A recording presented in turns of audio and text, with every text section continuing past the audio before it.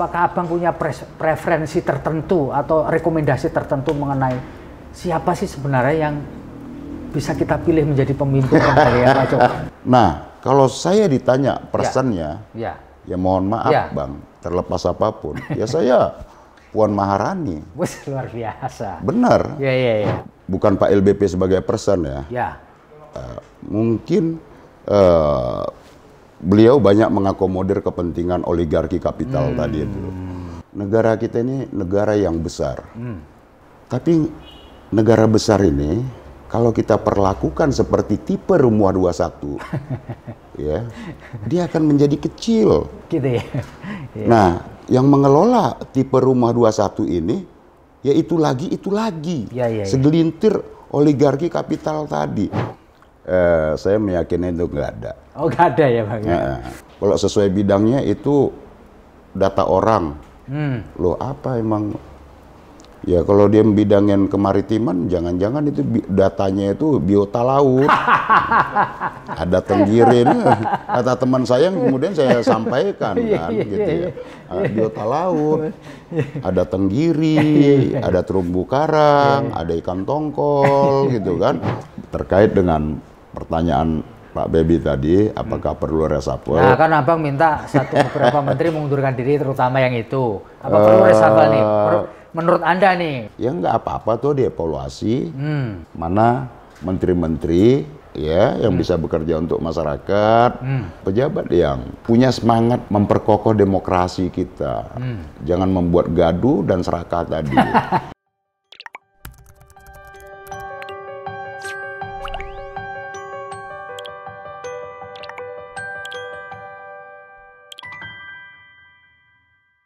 Hai Tribuners, Assalamualaikum warahmatullahi wabarakatuh. Salam damai sejahtera buat kita semua. Om Swastiastu, Namo Buddhaya, dan salam kebajikan. Saya Feby Mahendra Putra, Direktur Pemberitaan Tribun Network. Kali ini akan ngobrolin soal isu hangat yang dalam seminggu atau bahkan 2 minggu belakangan ini menjadi pembicaraan. Yang pertama adalah isu menyangkut penundaan pemilu. Yang kedua, perpanjangan masa jabatan Presiden Republik Indonesia, Bapak Joko Widodo. Dan yang ketiga adalah wacana soal 3 periode masa jabatan Presiden. Nah, ini juga akan menjadi topik menarik dan memicu demonstrasi mahasiswa di berbagai kota di Indonesia. Kita telah bersama dengan Bang Masinton Pasaribu, anggota DPR dari fraksi PDI Perjuangan yang akhir-akhir ini menjadi viral karena beliau memberi pernyataan keras terhadap Menteri Koordinator Bidang Kemaritiman dan Investasi Luhut Binsar Panjaitan. Apa kabar Bang? Baik Pak Bebi, sehat selalu. Terima kasih Bang. Bang, bisa cerita sedikit Bang? Ketika Abang menyoroti secara keras ini Pak Luhut Binsar Panjaitan terkait isu-isu politik yang belakangan ini muncul, dan kemudian ini pernyataan Abang ini menjadi viral kemudian. Gimana Mas ceritanya Pak? Iya, pertama itu saya jelaskan dulu bahwa ini bukan urusan personal. Ya. Jadi terhadap senior saya hormat. Ya. Iya kan? Jadi bukan pada ranah subjektivitas saya memandang personal seseorang, tidak di situ. Apalagi beliau juga satu suku sama saya, orang tua lah. Iya, orang tua kita ya. Sebagai person, ya, sebagai orang tua kita hormat. Ya. Namun kan saya harus meletakkan dalam kondisi situasi yang objektif. Ya. Sebagai penyelenggara negara tentu sama-sama disumpah. Sumpah pada taat Pancasila, taat Undang-Undang Dasar, taat perundang-undangan, menjaga NKRI dan Kebhinneka Tunggal Ikaan. Itu kan menjadi satu prinsip dasar. Betul. Nah, tambahan Pak Mat, saya sebagai penyelenggara negara di cabang kekuasaan legislatif, nah tentu saya mendengar suara-suara masyarakat. Saya juga mendapat masukan, aspirasi dari masyarakat. Apalagi umpama masyarakat itu sebagian mengerti latar belakang saya. Loh Mas, atau dari teman-teman saya, satu generasi saya umpama yang sama-sama dulu kita susah payah berkeringat, ya, berdarah-darah bahkan ya,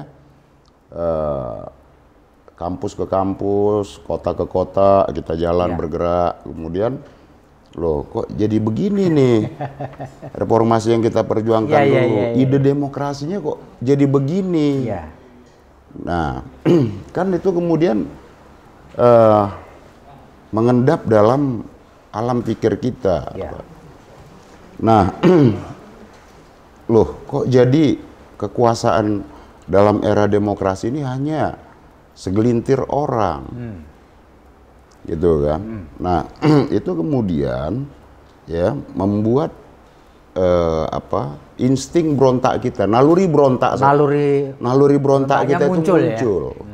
Itu naluri saja. Gitu. Nah, terhadap satu kekuasaan yang dikelola secara arogan, semena-mena, ini kan bukan pada saat ini aja. Kalau umpama di generasi kami meneriakkan itu, tapi memang terhadap yang arogan, semena-mena, apalagi bertentangan dengan prinsip-prinsip dasar demokrasi kita, itu pasti kita berontak. Gitu. Orang mau bilang, ini Bang Masinton cari popularitas, sensasi jauh lah dari saya seperti itu. Ngapain juga saya kalau mau hidup tenang, ngapain saya harus bersuara untuk itu? Tapi pernyataan Abang ini kan cukup keras. Satu, minta beliau mundur, Pak LBP mundur. Kedua, bertanggung jawab terhadap demonstrasi 11 April. Lalu apakah Bang Masinton mendapatkan reaksi balik dari beliau atau dari partai atau dari orang istana atau dari orang kepercayaan beliau, Bang? Ya, alhamdulillah sampai sekarang nggak ada feedback. Nggak ada, maksudnya itu feedback yang menanyakan lah lu kok begitu gitu ya. Paling umpama partai saya menanyakan kenapa pimpinan praksi umpama, nah kenapa sampai bereaksi seperti itu. Ya saya jelaskan kondisinya. Contoh umpama, ya sebagai wakil rakyat kita harus menyuarakan itu. Nah kemudian ya saya sampaikan ya spirit kita kan ingin meluruskan proses perjalanan bangsa ini. Kita kan sudah menempuh jalan demokrasi. Jalan demokrasi inilah siapapun bisa berbicara, bisa berkontribusi. Mau dia pejabat, terus maaf mau penjahat sekalipun dia boleh berbicara, boleh menyuarakan. Kira-kira kan gitu, Pak Bebi. Nah jalan demokrasinya ya memang dia pasti riuh ya. Disitulah demokrasi, jalan yang sudah kita tempuh kita untuk mencapai tujuan bernegara kita. Ini kan sebagai sebuah jalan demokrasi ini untuk mencapai tujuan tadi. Nah artinya, nah bagaimana kita menjaga demokrasi ini tidak menjadi riuh nggak karu-karuan, ya, dan itu menghambat proses perjalanan perjalanan kita menuju sebagai sebuah bangsa, ya, maka rintangan-rintangan dalam demokrasi itu harus kita singkirkan, harus kita singkirkan. Umpama ada ide yang bertentangan dengan prinsip dasar demokrasi. Termasuk meskipun itu disampaikan oleh Pak Luhut ya? Ya saya, ya mohon maaf, tanpa mengurangi hormat saya kepada beliau, saya harus sebut dong. Ya gitu loh. Bukan karena saya benci beliau, tidak. Karena ya, tapi bukan memang urusan pribadi kan ini. Bukan pribadi, ya faktanya seperti itu. Saya kan juga berada dalam lingkar politik. Dalam politik itu kadang Pak Bebi ya sayup terdengar, walaupun tidak terlihat, kan begitu. Nah, semuanya loh, muaranya kok ke satu nama. Oh iya. Kan begitu. Muaranya ke satu nama. Iya. Nah. Kita kan ya nggak boleh toh negara dikelola hanya segelintir yang kalau dalam terminologi yang saya baca yaitu yang disebut dengan oligarki kapital, oligarki segelintir pemodal yang ingin mengendalikan negara ya melalui kekuatan modalnya dan menginfiltrasi kebijakan-kebijakan negara. bukan untuk kepentingan rakyat, bukan untuk mempercepat proses pembangunan mencapai tujuan kita berbangsa tadi, tapi malah justru ini membelokkan arah perjalanan bangsa kita yang tadinya untuk rakyat banyak jadi hanya untuk segelintir pemilik modal tadi, dan mereka karena kekuatan modalnya berada dalam lingkar kekuasaan itu dan membuat kebijakan yang tidak berpihak pada rakyat. Berarti Pak LBB menurut pandangan Bang Masinton termasuk penguasa atau pengusaha yang dalam lingkup oligarki itu? Mungkin begini nih, saya melihatnya. Iya. Gimana? Bukan Pak LBP sebagai person ya. Ya. Mungkin beliau banyak mengakomodir kepentingan oligarki kapital tadi itu. Nah itu yang menurut saya dalam negara demokrasi ini nggak bisa, nggak bisa diterus-terusin gitu ya? Nggak boleh. Ini kan negara kita ini begini nih Bang. Negara kita ini negara yang besar, ya, negara yang sangat besar. Tapi negara besar ini kalau kita perlakukan seperti tipe Rumah 21, ya, dia akan menjadi kecil. Gitu ya. Nah, yang mengelola tipe Rumah 21 ini, ya itu lagi, segelintir oligarki kapital tadi. Ini kan sama dengan mengkerdilkan bangsa kita. Ya. Para pendiri bangsa kita, Bung Karno dan para pendiri bangsa bangsa, ya, mengimajinasi tentang konsepsi Indonesia sebagai bangsa yang peradabannya maju, bangsa yang memiliki kebesaran. Kenapa bukan kebesaran ini yang harus kita bangun gitu loh? Apalagi ini dalam konteks geopolitiknya, ya, Asia, pertarungan global ini dimuarakan di Asia Pasifik. Nah, kenapa kemudian ya bangsa yang besar ini diperlakukan seperti rumah tipe 21 tadi? Iya. Ini kan kita menjadi kerdil. Iya, menarik ini. Memperlakukan rumah seperti tipe 21 padahal rumahnya gede banget. Rumah sangat besar dan kita kaya raya. Tapi kan jadi gimana ya menjelaskan ininya? Kan absurd. Kekayaan alam Indonesia ya dikelola, ekstraksi ekonomi yang memperlakukan kekayaan alam kita itu dikeruk kekayaan alam itu kemudian ya kita serahkan semua kepada asing. Ya apa bedanya ketika dulu para pejuang-pejuang pergerakan kita menentang kolonialisme dan imperialisme itu, apa bedanya? Tapi Abang pernah nggak klarifikasi atau tabayun atau konfirmasi ke Pak Luhut Binsar Panjaitan terkait tiga isu belakangan ini, Bang? Perpanjangan masa jabatan presiden, penundaan pemilu, dan periode 3 kali presiden, Bang. Pernah nggak dikonfirmasi? Saya kan satu juga nggak punya nomor handphone beliau. Oh, iya. Kemudian juga bukan orang yang dekat dengan beliau. Oh gitu ya Bang ya. Terus kemudian bukan karena itu bukan karena itu Pak. Ya. Saya kan nggak perlu mengkonfirmasi langsung, tapi kan saya juga bisa mengkonfirmasi melalui informasi apa yang saya dengar, saya cross check. Kita kan punya instrumen lah. Gitu ya sebagai orang politik. Networking ya. Iya, kita punya instrumen lah bahkan sampai ke desa-desa kira-kira gitu ya. Nah, kemudian kita juga punya jejaring lah. Gitu. Cross check sana, cross check sini. Tapi, ya rata-rata ya muaranya sama. Sempat mendengar nggak bahwa Pak Luhut membantah bahwa dia tidak pernah melontarkan wacana itu ketika kemarin ditemui oleh mahasiswa Universitas Indonesia, Bang? Nah, iya, kan masih bilangnya malah asumsi kan. Ya.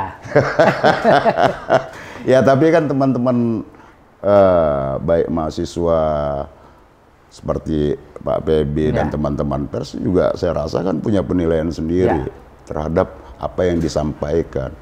Nah, kalau saya berpandangan ya itu bukan lagi asumsi, tetapi sebuah fakta. Ya. Bang, nah, terus kemudian nggak pernah dinyatakan, memang benar beliau nggak pernah menyatakan itu, kan nggak perlu dinyatakan, ya, dikerjakan saja kan, ya itu. Bang, ada satu wacana yang dilontarkan mengenai big data. Ada 100 juta sekian orang yang punya pendapat segitu. Abang percaya nggak dengan big data yang menyebutkan bahwa 100 juta sekian orang itu menginginkan adanya perpanjangan, lalu penundaan pemilu dan periodisasi presiden sampai 3 kali, Bang? Percaya nggak, Bang, adanya big data itu? Abang yakin nggak itu? Nah, ada. Saya yang tanya ke Abang ini sebagai wakil rakyat ini, ya kan? Saya nggak adanya big data itu, Bang. Saya meyakini itu nggak ada. Oh, nggak ada ya, Bang? Nggak ada itu umpama dari beberapa pegiat sosial media yang saya baca menyampaikan yang memang mereka punya alat ya untuk ngecek itu. Ada berapa akun Twitter ya yang baik yang terdaftar maupun yang aktif, ada berapa Facebook apa segala macam, menyatakan nggak ada sampai 110 juta gitu loh ya. Terus kemudian mereka juga memvalidasi setiap pembicaraan di sosial media apa segala macam. Sulit gitu loh. Nah, terus kemudian seakan-akan yang diklaim sebagai big data itu untuk memperkuat argumentasi penambahan jabatan presiden untuk menjadi 3 periode, digunakan big data itu sebagai alat untuk melakukan pembenaran terhadap amandemen 3 periode jabatan presiden tadi. Itu kan keliru. Nah, terus kemudian, kita bertanya dong, ya, ini kan dalam sistem demokrasi kita, ketatanegaraan itu diatur dalam cabang-cabang kekuasaan itu ada eksekutif, ada legislatif, ada yudikatif. Iya kan? Iya, betul. Nah, dan ini semua disumpah berdasarkan undang-undang. Nah, eksekutif itu kan organ pelaksana negara. Ya, legislatif ya melakukan fungsi-fungsi pengawasan itu. Nah, di pemerintahan maka dia ada bidang-bidangnya kan. Ya, betul. Nah, mohon maaf ya, beliau kan bidangnya kemaritiman dan investasi. Bukan bidang soal politik ya? Bukan bidang soal politik tadi ya. Gitu. Nah, terus kan teman saya ini sama teman-teman aktivis dulu lah, biasalah. Kita suka ngobrol-ngobrol gitu kan, kritis. Dia tanya ke saya, lu yakin Ton itu kalau sesuai bidangnya itu data orang? Loh apa emang? Ya kalau dia bidangin kemaritiman, jangan-jangan itu datanya itu biota laut. Ada tenggirin. Kata teman saya yang kemudian saya sampaikan kan, gitu ya.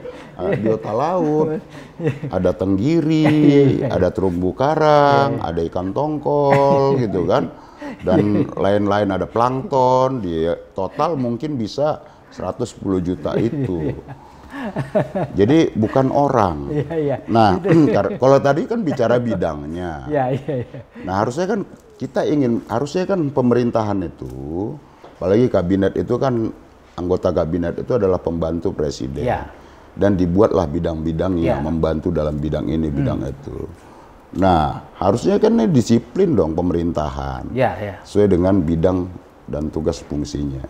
Gitu. Nah, beda hal ya kalau umpama menteri yang bersangkutan terkait juga dengan jabatannya umpama sebagai ketua umum partai politik. Kita bisa memahami nanti, oh iya, meskipun beliau sebagai menteri tapi sedang menyuarakan suara aspirasi masyarakat yang mungkin ditampung dari partai politik, disampaikan ke partai politik mereka gitu ya. Ya, itu masuk akal. Tapi ini kan ketua umum partai bukan. Iya kan? Iya, betul. Terus kemudian menteri yang membidangin politik juga bukan. Nah, ini kan bukan kata saya juga. Publik kan melihat itu. Hari ini kan udahlah, pejabat publik itu mau melakukan apapun dalam era demokrasi ini rumah kaca. Nah, maka kemudian kalau big data itu ada, ya buka saja. Meskipun itu data pribadi, ya ini kan era transparansi. Kalau apalagi memang ada, buka aja. Iya, apalagi ini yang menyampaikan adalah pejabat pemerintahan. Dia memiliki konsekuensi. dan dia ditagih oleh pemerintah, meskipun itu data pribadi, gitu loh. Karena itu pemerintah, pejabat negara. Beda halnya kalau umpama data pribadi orang di pinggir jalan, ya gua punya data 110 juta, ngobrol di pinggir jalan, kita di warung, iya kan? Iya, iya. Nah, terus buka dong, Ya. apa hak lu? Ya. Ya boleh begitu, Ya. ya kan gitu. Tetapi ketika pejabat publik, ya, menyampaikan itu kepada publik, ya. publik berhak bertanya. Nggak ada alasan, oh ini data pribadi gua dan gua punya hak untuk itu. Ini kan era transparansi. Ya, ya. Ajarkan dong generasi muda kita ini untuk konsisten, transparan dan terbuka. Jangan geliat ininya ya. Gue punya apa hak lu? Ini janganlah. Ya. Bahasa tubuh yang arogan juga. Ya. Apalagi dibarengi ya, lisan yang arogan. Ya. Itu bukan pemimpin yang bisa menangkap keinginan rakyat. Gitu ya, Bang ya. Bahasa tubuh yang arogan. Bang Masinton melihat bahasa tubuh itu ya. Lisan yang juga kelihatan arogan. Saya yakin pemimpin seperti itu tidak pernah mengemban satu amanat penderitaan rakyat tadi itu. Karena dia pasti interaksi kepada rakyat itu hanya dalam tataran formal, tidak dalam tataran relasi sosial. Dan dia tidak pernah memahami bagaimana kondisi rakyat sesungguhnya, bagaimana kesusahan rakyat hari ini. Harusnya kan fokus lah. Ini rakyat seperti kita kan ini semua, terutama masyarakat kan terdampak nih 2 tahun ini. Ya, betul. Ekonomi apa, ya rakyat ini tinggal nggak berontak aja. Sudah bagus ya. Udah bagus, tapi kalau dipicu sama hal-hal lain, saya yakin paksakan saja 3 periode. People power saya yakin, meskipun saya tidak menghendakin itu. Ya. Saya tidak menghendaki, Bang. Kita nggak ingin juga ada pergantian kekuasaan itu melalui gerakan-gerakan massa lagi. Kita ingin demokrasi ini smooth smooth, peralihan kekuasaan itu melalui jalan pemilu. Tetapi ketika penguasa memaksakan kehendaknya dalam situasi rakyat yang sulit, ya, saya yakin, ya, rakyat akan memilih jalannya sendiri. Itulah hukum alam sejarah. Rakyat akan mengambil caranya sendiri untuk menemukan keadilan. Gitu. Oleh karena itu, Abang memberi warning keras itu tadi ya, supaya itu tidak terjadi kan? Ya. Iya toh? Itu maksudnya kan begitu kan? Tugas kita adalah mengingatkan supaya pemerintah tidak semena-mena. Ya. Bang, ini ada satu anggapan bahwa hal itu muncul karena pemerintah ini galau, tidak ada yang bisa menjamin proyek-proyek strategis seperti IKN, kereta cepat, pembangunan infrastruktur itu akan berlanjut setelah Pak Jokowi tidak lagi menjabat sebagai Presiden Republik Indonesia. Menurut Abang kegalauan ini beralasan nggak, Bang? Ini kan IKN kan sudah ditetapkan sebagai undang-undang. Yang galau siapa itu, Bang? Ya pemerintah dalam konteks ini, atau orang-orang yang ada di sekitar pemerintah. Ya itu sama aja mengerdilkan kemampuan generasi muda bangsa kita. Itu kemudian sama aja mengingkari kesepakatan yang sudah dibuat. Kesepakatannya kan pemerintah bersama DPR membuat yang namanya Undang-Undang Ibu Kota Negara. Ya. Nah itu akan menjadi sebuah landasan hukum untuk pemerintah berikutnya melaksanakan itu. Jika pemerintah tidak melaksanakan undang-undang tersebut, berarti bisa disebut melanggar undang-undang dan itu memiliki konsekuensi. Nah, kesepakatan antara pemerintah bersama DPR kan itu bersama juga. DPR itu kan representasi partai politik. Lah, masa nggak yakin? Masa kemudian ya ini akan benar kalau kita, kalau kami, kalau kelompok kami, ya gila namanya, Bang. Kita merendahkan kemampuan generasi muda kita merendahkan kemampuan anak bangsa kita untuk melanjutkan kesinambungan pembangunan ibu kota itu. Nah, gitu loh. Kalau kemudian itu harus kami. Gitu ya. Pertanyaan baliknya adalah ada apa dengan itu? Iya. Ada apa? Iya. Ya terus-terusan aja lu berkuasa 30 tahun berikut. Iya. Ya nggak bisa dong. Pembangunan bangsa ini kemudian dipersonifikasi ya terhadap seseorang atau kelompok orang ya. Apalagi ini kelompok pemodal. Nggak bisa. Ini negara gotong royong. Ketika prinsip itu dilanggar, ya udahlah. Yang ada tuh berontak sana sini, Bang. Ya, Bang. Ada kekhawatiran kan begini. Kita ini kan belum punya PPHN, pokok-pokok haluan negara, karena kita tidak sempat mengamandemen, belum lah untuk memasukkan PPHN di mana keberlanjutan pembangunan itu bisa dilanjutkan oleh pemerintah siapapun. Karena undang-undang itu kan mudah ditorpedo, Bang. Iya. Ya. Bagaimana pendapat Abang ini? Apakah perlu sih PPHN ini masuk dengan sisa waktu MPR yang masih ada ini? Ya harusnya memang idealnya, Bang. Itu PPHN itu pokok-pokok haluan negara. Itu memang harusnya dimasukkan dalam Undang-Undang Dasar. Tapi mohon maaf, PDI Perjuangan yang juga sejak awal mempelopori ide tersebut, ya mohon maaf nggak bisa meneruskan itu untuk saat ini. Oh gitu ya. Alasannya apa, Bang? Kita menarik diri, praksi PDI Perjuangan di MPR RI menarik diri dari pembahasan amandemen, termasuk PPHN tadi. Mau tidak mau kita mengalah pada agenda strategis tadi supaya tidak muncul kegaduhan agar gitu. Tidak muncul kegaduhan dan tumpangan. Oh, penumpang gelap maksudnya. Penumpang gelap tadi yang memiliki modal besar, dia merasa modal besarnya ini dia bisa membeli. Itu bisa membeli kebijakan tadi. Iya. Nah, dalam konteks itu ya PDI Perjuangan berpandangan ini bahaya. Kalau konstitusi dirubah, ya karena jabatan, karena kepentingan kekuasaan, kita nggak akan pernah punya kestabilan ke depan. Nah, kalau bangsa kita ini tidak stabil ke depan demokrasinya, terus mau jadi apa generasi muda kita? Iya. Ini kan satu pendidikan politik yang menurut saya pendidikan politik yang nggak baik lah, gitu loh. Iya. Nah maka PDI Perjuangan ya menarik diri. Kita nggak mau. Ketika kita bicara Indonesia sebagai sebuah kekuatan global di 2045, 100 tahun Indonesia merdeka tadi ya. Terus kemudian dengan mimpi Indonesia emas tadi, maka dari sekarang lah kita persiapkan seluruh infrastruktur kebangsaan kita, baik dalam sistem demokrasi kita, ketatanegaraan kita, pengelolaan sumber daya alam kita, pengembangan SDM kita. Nah itulah yang oleh PDI Perjuangan disebut sebagai PPHN itu. Nah jadi sehingga pembangunan itu bukan hanya sekedar fisik, tetapi juga pembangunan sumber daya manusia. Nah kita harus punya mimpi bersama lah kira-kira gitu, Bang.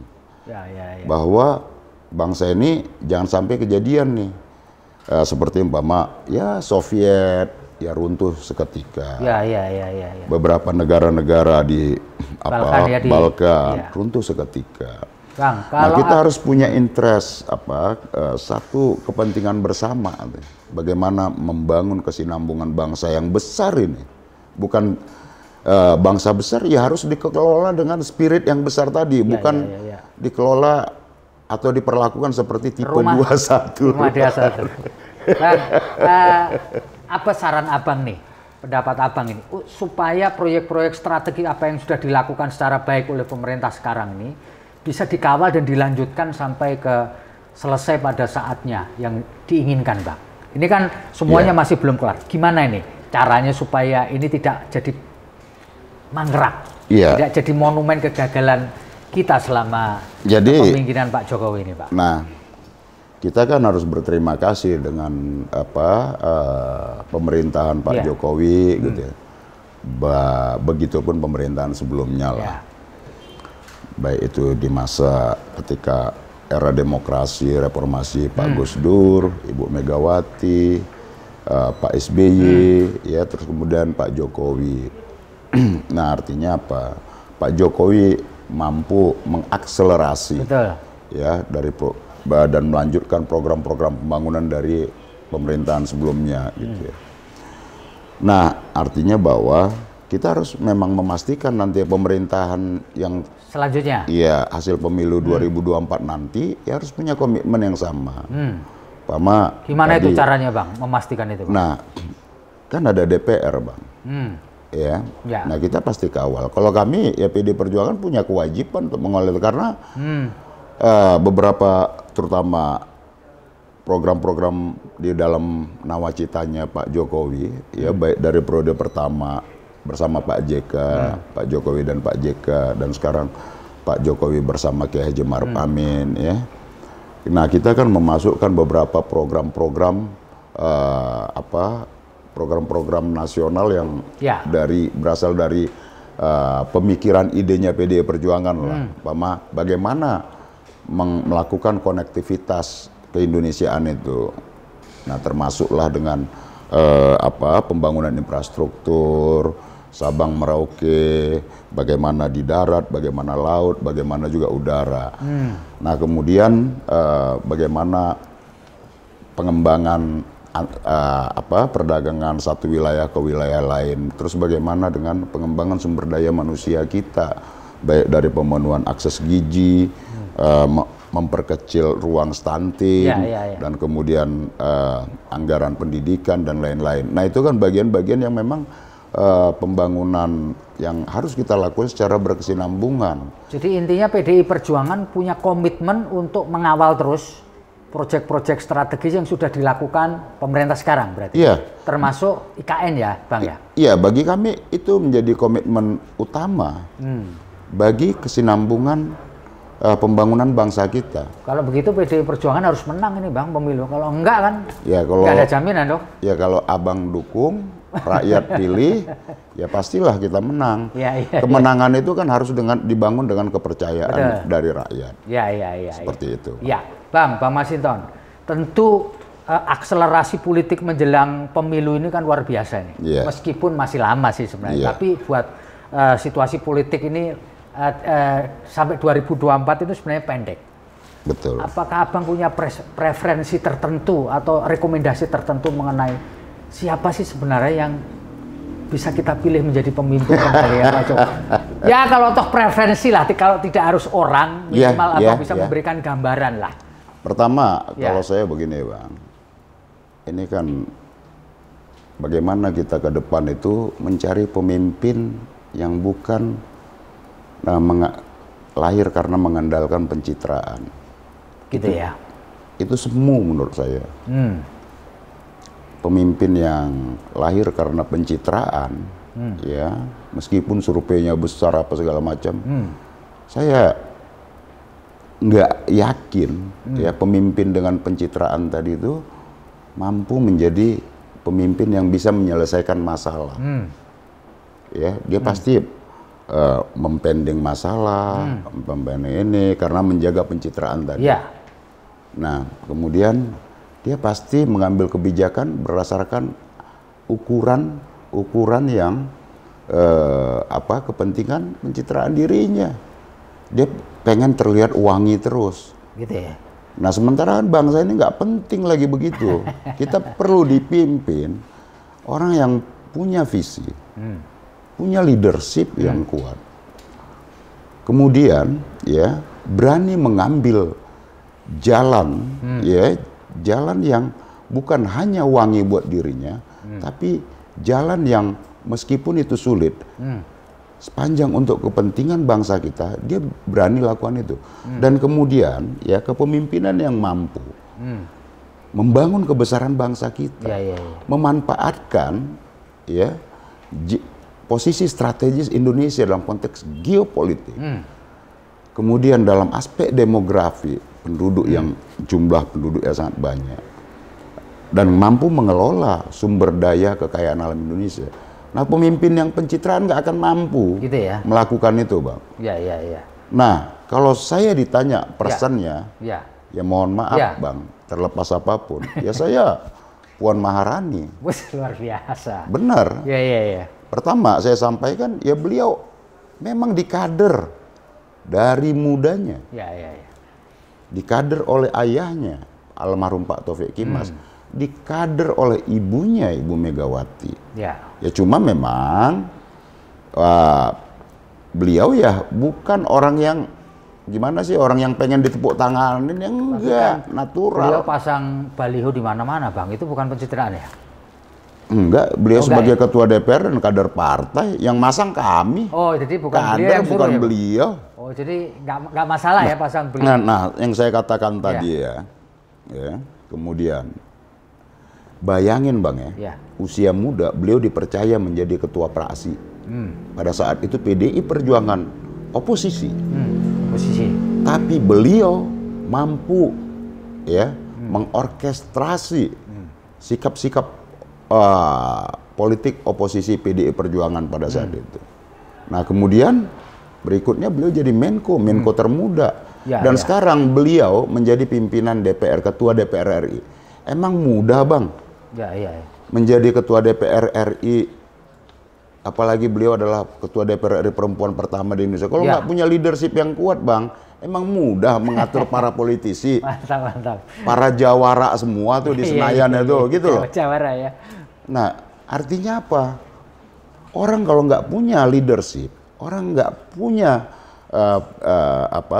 talent kepemimpinan, itu pasti amburadul tuh. DPR itu pasti agendanya apa tuh, ya apa yang ya dibahas sama pemerintah, baik dalam RUU, rapat kesepakatan dengan pemerintah, bisa berantakan itu, Bang. Ya. Nah, tapi kepemimpinan beliau mampu membangun baik itu komunikasi antar pimpinan DPR, lintas fraksi, dan kemudian kepada lintas alat-alat komisi dan alat kelengkapan di DPR itu. Kalau pemimpinan pencitraan, udahlah lewat itu ketika dihadapkan jadi ketua DPR. Waduh, udah pasti gaduh mulu tuh paripurna. Jadi elektabilitas sesuai survei-survei itu menjadi nggak penting ya, Bang? Kan banyak survei sekarang yang menyebutkan ya sebagai sebuah potret, iya. Tapi sebagai sebuah kesimpulan untuk memilih pemimpin, menurut saya tidak cukup itu aja. Tidak cukup, itu basic ya. Iya kan. Ya, karena apapun pencitraan itu bisa dipoles, Bang. Iya. Saya ini ya saban hari di tengah-tengah masyarakat, tapi kan saya males juga. Bener, maaf nih Bang, kalau saya nongkrong di warteg, ya capek juga kita. Ini gua lagi di warteg nih, kita posting, alah, ya udahlah. Iya kan? Iya, betul. Kepemimpinan yang memang benar-benar ya punya talenta kepemimpin, punya leadership yang kuat dan mampu membangun komunikasi dan menjaga kebinekaan, keberagaman dalam Indonesia. Ingat Bang, satu hal yang saya ingat dari almarhum Pak Taufik Kimas, ya, dan juga kepada kader teman-teman lah, kader-kader muda lainnya. Beliau tuh senang diskusi sama anak-anak muda seperti kita. Prinsip mengelola negara tidak boleh rakus dan serakah. Republik ini terlalu kaya. Nah, beliau kutip tuh dari Mahatma Gandhi. Nah, Mahatma Gandhi menyampaikan, ya, bumi ini terlalu kaya dan bisa memenuhi seluruh kebutuhan makhluk manusia di muka bumi ini. Nah, namun, kan gitu ya, ya, dia tidak akan pernah cukup untuk memenuhi keserakan satu orang. Oh gitu, nggak cukup ya? Untuk memenuhi keserakan satu orang, kekayaan bumi ini yang tadinya cukup untuk semua, tapi menjadi tidak cukup untuk memenuhi keserakan satu orang. Nah, maka Pak Taufik selalu mengingatkan kepada kami aja diingatkan, apalagi kepada putri beliau gitu ya. Baru Pak Taufik selalu ngingatin, kalau kita menang, jangan bikin orang nol. Negara ini harus berbagi. Beliau sampaikan, itulah prinsip gotong royong yang disampaikan oleh Bung Karno. Kalaupun kita bisa mencetak skor 5-0, tapi jangan kasih 5-0, 5-4, 3-2, Iya, berbagi 2-1, berbagi tadi, Bang. Tetapi ketika kamu membuat orang nol, ya, bangsa yang beragam ini pertaruhannya adalah Indonesia bubar. Ya, ya, ya. Karena watak keserakahan tadi. Ya, ya, ya. Nah, itu yang selalu disampaikan oleh almarhum Pak Taufik. Ya. Beliau meyakinkan dan mengajarkan dan membimbing kita anak-anak yang muda-muda agar bisa mengelola keberagaman dalam kekayaan alam Indonesia maupun keberagaman dalam aspek sosial kemasyarakatan kita. Maka beliau selalu menyampaikan gini, Pak. Ketika pada saat itu beliau selalu menghitung berapa sih pejabat eselon di pemerintahan, ya, yang Muslim sekian persen, yang non Muslim sekian. Ini bukan rasis pendekatannya, tapi mbok dibikin proporsional dong, kira-kira gitu. Nah, maka ketika beliau jadi ketua MPR, yang diangkat itu ada salah seorang menjadi sekjen itu non Muslim. Gitu. Itu ya prinsip-prinsipnya, Bang. Iya, begitu dilihat, wah berapa pejabat eselon, loh sedikit, gua angkat aja lo. Orangnya juga kaget yang mau diangkat. Apa iya Pak? Udah nggak Pak. Kira-kira begitulah. Itulah bagaimana kebesaran jiwa kita mengelola negara ini ya harus benar-benar mengelola keberagaman tadi, jangan serakah, bubar Republik ini, Bang. Oke, Bang Masinton. Apa saran Bang Masinton kepada Pak Jokowi di periode keduanya ini supaya beliau dapat soft landing? Artinya mengakhiri periodisasinya secara baik. Ya. Sarannya apa, Bang? Kalau itu beliau nggak perlu disarankan lagi. Loh, kan sebagai seorang ini kan perlu, Pak, ya kan? Tapi ya perlu kita kan, perlu kan lah, harapan kita lah, harapan kita lah paling kan, tidak. Ya Pak Jokowi tetap aja konsisten bekerja, ya meneruskan agenda-agenda program pembangunan yang sudah dilakukan oleh Pak Jokowi. Meskipun dalam 2 tahun belakangan ini kita dihadapkan pada situasi yang sulit, baik Indonesia maupun dunia. Perlu reshuffle lagi nggak, Bang? Karena pandemi tadi. Nah, terkait dengan pertanyaan Pak Bebi tadi, apakah perlu reshuffle? Nah, kan Abang minta beberapa menteri mengundurkan diri, terutama yang itu. Apa perlu reshuffle nih? Menurut Anda nih, nggak apa-apa pribadi Bang Masinton kan nggak apa-apa. Kalau saya kan tetap menghormati lah ya dalam ketatanegaraan kita, karena apapun pengangkatan dan pemberhentian menteri itu hak istimewanya presiden. Tapi kan berpendapat kan boleh, Bang. Ya oke, artinya kan gitu tadi, Bang. Ya nggak apa-apa tuh dievaluasi, gitu loh, dievaluasi mana menteri-menteri ya baik itu yang bisa bekerja, ya, yang bisa bekerja untuk masyarakat, kemudian tidak membuat kebijakan yang kebingungan, umpama kayak minyak sawit apa segala macam ya. Terus kemudian pejabat yang serakah, punya semangat memperkokoh demokrasi kita, jangan membuat gaduh dan serakah tadi. Nah, menurut saya ya ini sebagai sebuah masukan, Pak Jokowi ya harus benar-benar memberikan satu legacy, ya, warisan buat generasi bangsa kita ke depan. Dan saya yakin Pak Jokowi juga punya visi yang sama. Nah, maka tadi kalau ada yang memang menteri-menteri itu punya visi masing-masing, menurut saya rakyat pasti berada sama Pak Jokowi lah, gitu. Nggak usah sungkan-sungkan. Yang ada kan visi presiden. Betul. Visi misi presiden. Nggak ada visi misi menteri. Apalagi visi misi pengen nyalon presiden. Fokus saja semua menterinya, ya. Membantu tugas-tugas beliau agar nanti estafet kepemimpinan 2024 itu betul-betul ya terselenggara secara baik. Nah, ditanyakan menterinya kalau pengen nyapres, mau fokus di pemerintahan apa nyalon. Oh gitu, ya. Begitu. Kalau mau pengen nyalon, ya monggo, fokus saja di sana. Yang ini toh kita angkat yang lain. Terus kemudian diingatkan, ya jangan bikin gaduh toh publik, gitu loh. Publik melihat. Betul. Kita ini kan kita dalam arti baik penyelenggara negara maupun masyarakat awam, apalagi pers pasti lebih tajam penglihatan dan pendengaran pers kan gitu Bang, gitu loh. Jadi masyarakat pun tahu ya, layanin lah rakyat itu dengan baik, bertutur kata dan bersikaplah, jangan terlihat arogan dan semena-mena gitu kan.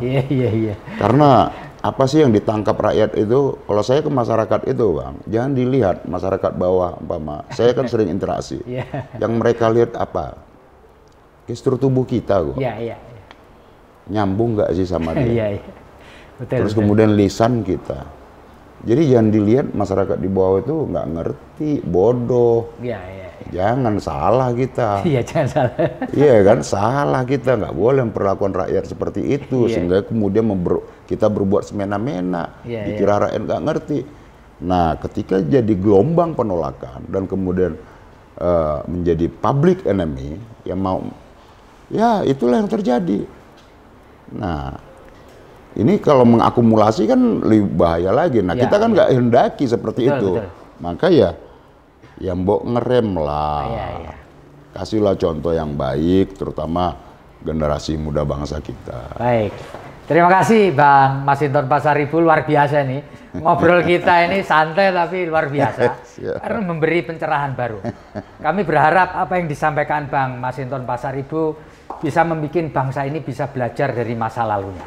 Demikian, terima kasih Bang. Siap Bang. Assalamualaikum warahmatullahi wabarakatuh. Salam damai sejahtera buat kita semua. Shalom, Om Santi Santi Om, Namo Buddhaya dan salam kebajikan serta jangan lupa tetap bahagia.